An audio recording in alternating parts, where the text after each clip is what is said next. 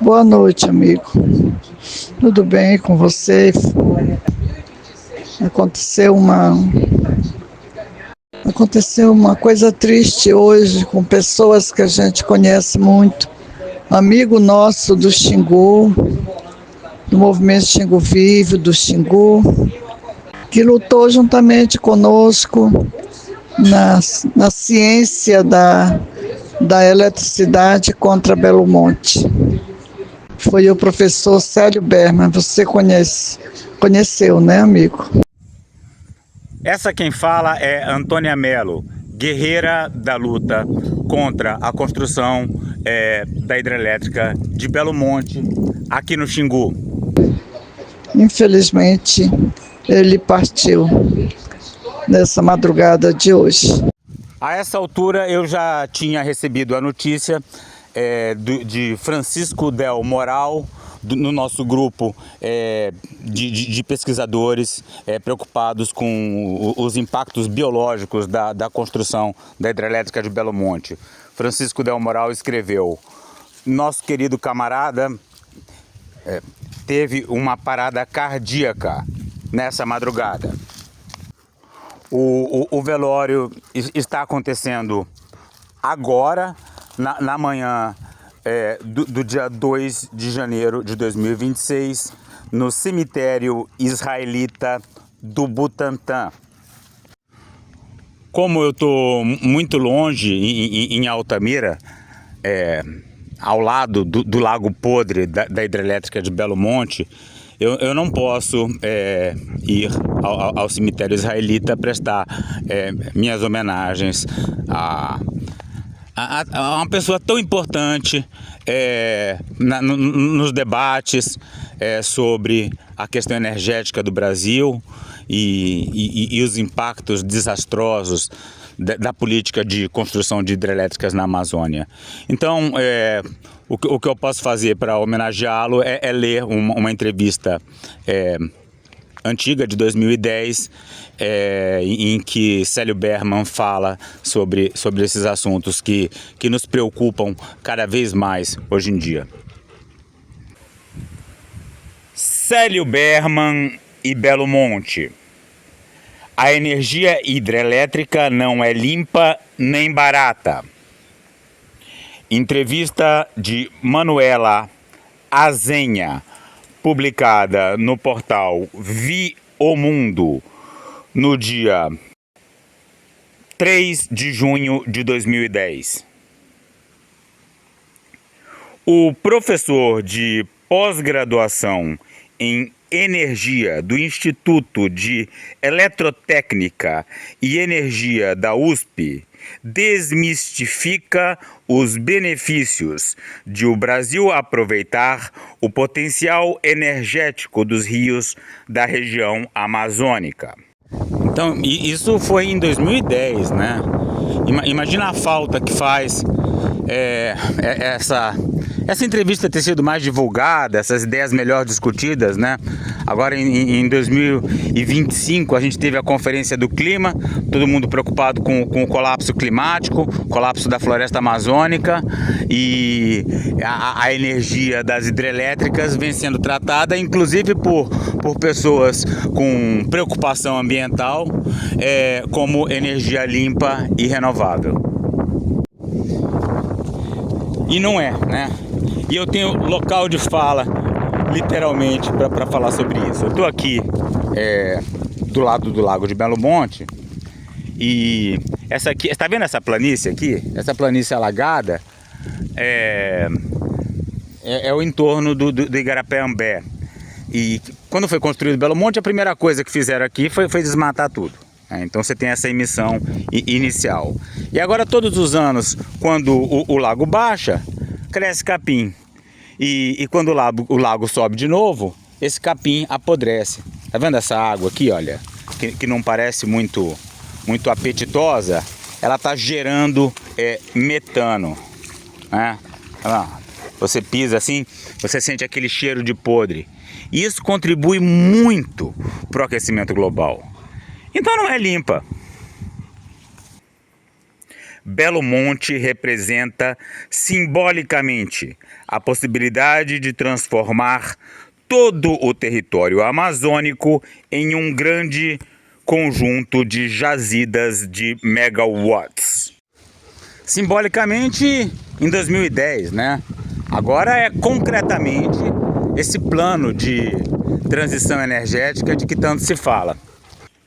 Célio Berman foi assessor do Ministério de Minas e Energia durante os 2 primeiros anos do governo Lula e se afastou em desacordo com o que considera desvirtuamento da política do governo para o setor. Crítico assíduo do planejamento energético brasileiro, Berman não só rejeita a construção de usinas hidrelétricas, como a de Belo Monte, mas propõe uma nova direção de desenvolvimento econômico para o país. Manuela, qual é a importância econômica da usina de Belo Monte para o Brasil? Respondeu Célio Berman. A importância da usina deve ser medida pela sua capacidade de produção de energia, pelo tempo que a energia produzida estará disponível para o consumo da sociedade e pelos problemas de ordem social e ambiental que essa usina representa, inclusive sob o ponto de vista dos custos. Aí, quando a gente fala dos problemas ambientais, a gente tem que tratar dos impactos diretos e os indiretos, né? Esse é um conceito muito importante, né? Então, por exemplo, quando o pessoal taca fogo ali do outro lado do lago, é claro que você não pode responsabilizar legalmente a empresa de Belo Monte. É o cara que resolveu tacar fogo. Mas, quando você constrói uma hidrelétrica, uma obra desse porte, numa região frágil como Altamira, você termina impulsionando processos geradores de grandes desmatamentos. Mesmo que não dê para autuar legalmente Belo Monte por isso, não deixa de ser um impacto gigantesco da construção de uma obra como essa na Amazônia. Entrevista com o professor Célio Berman sobre a usina de Belo Monte. Palestra para a Fundação Astro Gildo Pereira, dia 11 de agosto de 2010. O problema em relação ao projeto da usina de Belo Monte, ele está justamente no espaço político que o governo e os interesses na obra não estão permitindo que se evidencie. O vídeo é antigo, numa época que a gente não tinha essa tecnologia toda de registro de som e de imagem. Então a qualidade é meio ruim, mas ele está dizendo que o problema de Belo Monte está no espaço político. O espaço da crítica, o espaço da contestação está sendo ausente. Além de estar literalmente sobre o lago da hidrelétrica de Belo Monte, eu também estou a poucos quilômetros da rodovia Transamazônica. E tanto Belo Monte quanto Transamazônica fazem parte de um projeto comum, traçado na época da ditadura militar. Então, as pessoas que vieram aqui para a região, através da Transamazônica, para conquistar terras, né, eliminar povos indígenas, eliminar a floresta, essas pessoas já esperavam desde sempre a construção de Belo Monte, que ia finalmente finalizar a Transamazônica, né? E aconteceu, de fato, né? O Lula agora está inaugurando assim, a última ponte, uma ponte incrível que vai atravessar o rio Xingu, né? E a Transamazônica saiu como estrada quase que pronta, ainda tem uma outra ladeira aí que está enlameada, muito por causa de Belo Monte. É impossível para um político local, qualquer político local, fazer qualquer comentário contra Belo Monte. E local, eu não estou falando só da cidade de Atuamira, do estado do Pará também. E aí acontece que uma obra dessa tem um peso político imenso. Pouco importa se a gente está numa região que tem uma sazonalidade climática muito forte, né? Pouco importa se vai ter pouca água aqui para gerar energia, que o custo foi absolutamente gigantesco, né? Que o preço dos impactos sociais é incalculável. Quando uma obra dessa se coloca como na lista das obras a serem feitas, é um processo político avassalador, que invade até a própria universidade, porque existem bolsas, existe apoio, existe financiamento de laboratório, e chega um momento que, se você faz uma crítica direta na sua área de estudo à hidrelétrica, você vai ter que estar criticando colegas, o que pode ser politicamente destruidor para um professor de uma universidade federal. Por conta do processo político que impõe uma obra que é problemática do ponto de vista ambiental. Uma obra problemática do ponto de vista ambiental. Isso aqui não é mais um rio, isso aqui é um lago. Muita árvore que tinha por aqui, que aguentava um certo período de alagamento anual, morreu com alagamento permanente. Você tem a complexidade dos problemas de Belo Monte ambientais é gigantesca. Você tem a Volta Grande, que está sem água. Você tem essa área alagada aqui em cima. Nem do ponto de vista técnico ela é simples ou perfeita, como disseram muito, em função da defesa da construção da hidrelétrica de Belo Monte aqui na Volta Grande do Xingu. Traz problemas importantes sob o ponto de vista social e não permite que a sociedade, de uma forma crítica, abra a questão de forma a permitir que se revise o empreendimento ou, em última instância, que esse empreendimento seja abandonado. Então, o que o professor Célio Berman defende é que a sociedade possa avaliar, sem o peso da questão política, avaliar do ponto de vista econômico, ambiental, técnico, e revise ou até cancele uma obra como essa. Infelizmente não aconteceu, mas tem muita hidrelétrica que se pretende construir aqui no Xingu. Aqui mesmo, Belo Monte já requisitou, já abriu as discussões para a construção de uma nova barragem em Rio Acima. Então não dá para ficar com essas conversas de é transição energética, é livre de combustíveis fósseis, vai salvar o planeta, porque isso é um erro. Muito pelo contrário. Esse plano de transformar a Amazônia numa grande fazenda de geração de gigawatts, inclusive para data centers e etc., só vai acelerar o colapso climático no Brasil. Essa é a principal crítica que eu faço em relação ao empreendimento de Belo Monte. Essa obra resolve os problemas energéticos do país? Ela tem como principal argumento que ela oferece a solução para o iminente apagão, que é a justificativa que está presente em todas as grandes obras de infraestrutura elétrica. Eu quero chamar a atenção para o fato de que o suposto apagão ou problema de suprimento, ele está diretamente referenciado ao modelo de desenvolvimento econômico que hoje marca a indústria e o consumo de eletricidade no nosso país.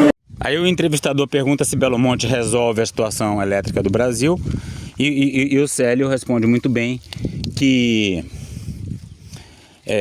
o argumento a favor da construção de Belo Monte, ele parte sempre do medo do apagão, né? É aquela conversa, né? Para gerar o pânico na população. E aí Célio fala que o apagão ele é consequência do modelo de desenvolvimento econômico, do consumo de energia, né? Aquela coisa perdulária, e a gente termina trazendo grandes consumidores de energia elétrica, né? que querem processar minerais, e enfim, aquela indústria que demanda muita energia elétrica. E agora tem o tal do hidrogênio verde, a gente vai poder exportar essa energia concretamente, gerando nada para o Brasil, né? Então é esse modelo de desenvolvimento dos data centers, tudo que Célio questiona, né? E ele fala, olha como a política barra isso, né? E barra mesmo, porque agora, por exemplo, 2026 vai ter eleição para presidente. Qual é a política do Lula e do Haddad? É consumo de energia. É o Brasil colônia exportando energia da Amazônia. Presta? Não presta. É uma desgraça. Qual é a alternativa? O bandido miliciano do Flávio Bolsonaro. Deveríamos estar construindo uma alternativa? Uma alternativa que possa inclusive somar mais adiante num segundo turno? Eu gostaria que sim, mas de onde que vem essa alternativa? Se nós persistirmos com esse mesmo modelo, fatalmente a crise de suprimento ela pode acontecer. Então, se continuarmos com esse mesmo modelo, fatalmente a crise de suprimento pode acontecer. Veja que ele é cauteloso, né? Eu iria além, fatalmente vai acontecer. O que acontece, né? Outro dia eu aqui no YouTube falando sobre desastres de barragem de rejeito de mineração, usei o vai em vez do pode. Vai acontecer um desastre e tomei processo por isso, né? Daí então a forma cautelosa, justificadamente cautelosa do professor Célio Berman em usar o pode em vez do vai. É preciso se rever o modelo econômico vigente de modo a permitir que outras alternativas, inclusive a racionalização do consumo de energia, a redução desse consumo. Repensar o modelo econômico, né? Considerando a racionalização do consumo de energia. Usar de forma racional, né? Economizar, diminuir os gastos.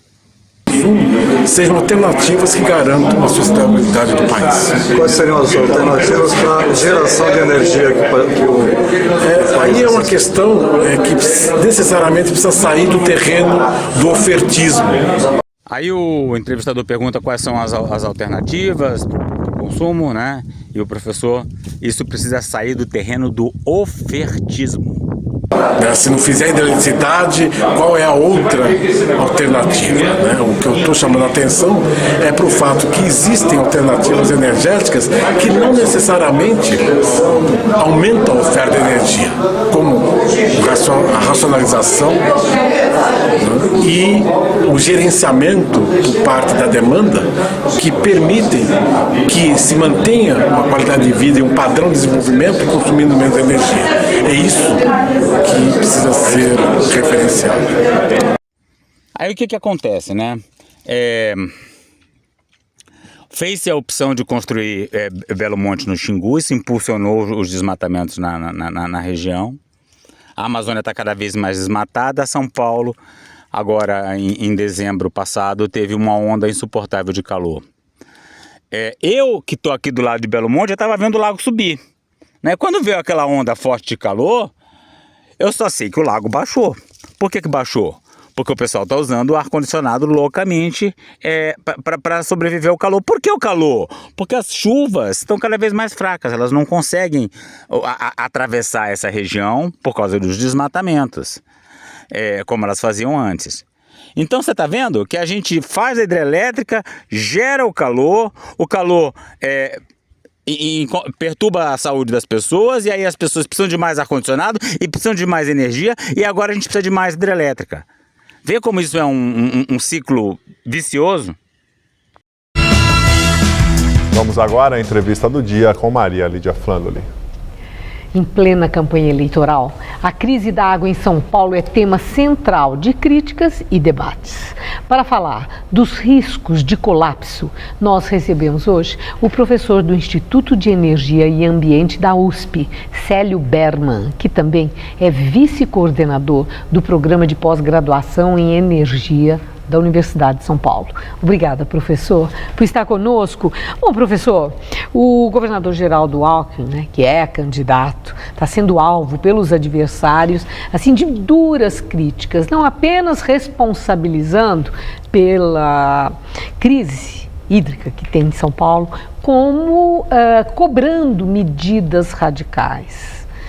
Esse outro vídeo é da mesma época do primeiro, né? Só que ele foi gravado com um equipamento profissional, né? Então havia a entrevistadora fala da culpa de Alckmin na crise hídrica de São Paulo e Alckmin candidato à presidência, né? Então de certa forma o Alckmin chegou à vice-presidência nas mãos de Lula e veja como está sendo tratada a questão ambiental hídrica no Brasil.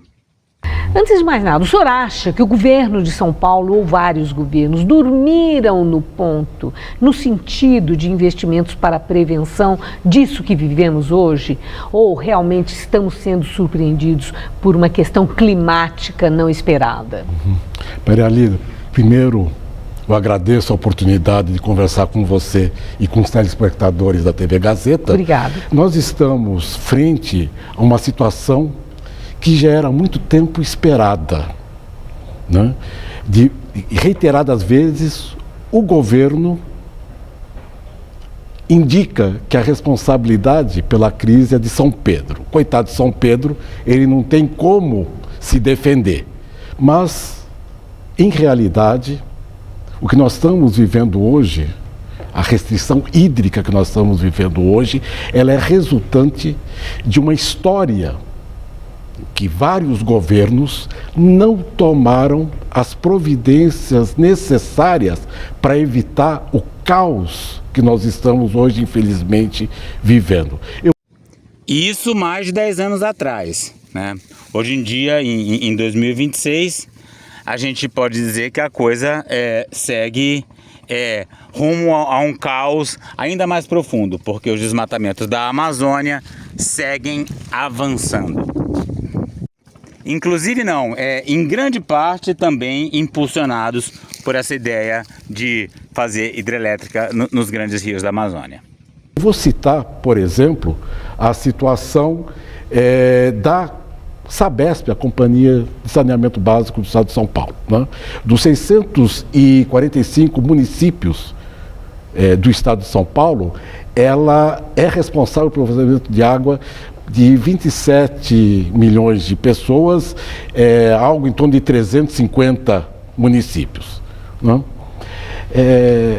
Embora, né, a mídia, a imprensa indique que nós estamos sofrendo, a população de São Paulo está sofrendo um racionamento de água, né?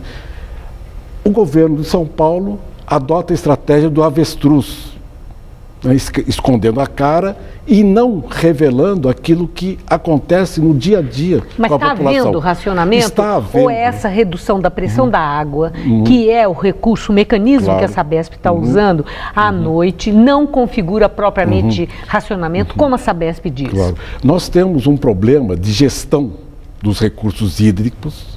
É claro que ali no jornal, na televisão, a entrevistadora quer tratar dos assuntos específicos, né? Mas o professor Célio Berman, como bom professor, traz para o assunto maior. Então é uma questão de gestão de recursos hídricos. E aí a gente vê que a fala continua valendo, infelizmente cada vez mais. Em 2026 não existe uma gestão de recursos hídricos no Brasil que respeite a vegetação do entorno dos rios, a preservação da qualidade da água em um momento em que a gente sabidamente está vivendo um aprofundamento do colapso ambiental. Né? Numa situação de crise em que não se explicita uma situação de restrição, né? Embora o dia a dia da população, né? A perda da pressão ela acontece durante a noite e em situações nas margens da região metropolitana de São Paulo, existe sim a falta de água. Mas isso o senhor... Ah, que lindo! Vocês entenderam? Em vez de decretar um racionamento, né, de verdade, ou dizer que tem período de racionamento, o que o governo de São Paulo fez? Diminuir a pressão em algumas horas. Aí não chegava água, quem mora no alto da ladeira não chegava água, só ia ter água não sei que horas, mas aí não fala que está em racionamento. E aí não discute a questão da segurança hídrica, né? Finge que está tudo normal e bola para frente. Configura racionamento? Porque para o governo não, isso não é. Racionamento é diferente. Mas é porque, se a gente pega, por exemplo, o que está acontecendo hoje em Guarulhos, ali não é mais a Sabesp, é a companhia autônoma de abastecimento de água e esgoto. Né? São 2,1 milhões de pessoas que têm um dia água e outro dia não tem água. Isso está acontecendo em todo o estado. Uma espécie de rodízio? Uma espécie de rodízio, o que diminui as condições que a população tem para ter ou satisfazer as necessidades diárias. Nós temos um problema também que é geral no Brasil. Né? Nós consumimos, em média, 200 litros de água por dia, quando a Organização Mundial de Saúde prescreve 40 litros de água. Então, há um desperdício da população e há uma ausência de uma educação. Mas o problema não é da população, o problema é da má gestão das instituições, dos governos, né? E talvez, Maria Lídia... Olha aí, na outra entrevista, o Célio Berman falava em gastar menos energia. Né? E agora é o consumo racional de água. Né? São dois lados da mesma moeda. O Chico merece a vida, merece outra sorte. O Chico merece a vida, floresta e terra sofrida. Povo pintado pra guerra, Chipaia, Uruaia, Chicri do Pacajá, eu disse a Surigui, Arará, Caiapó, Paracanã, Juruná, Arauetê, Cararaú vão se apresentar. Não vão deixar, não vão deixar pra guerra vão entrar em nome da floresta. Viva Chico, viva Chico, viva Chico, viva Chico, viva Chico, viva Chico, viva Chico, viva Chico, viva Chico, viva Chico.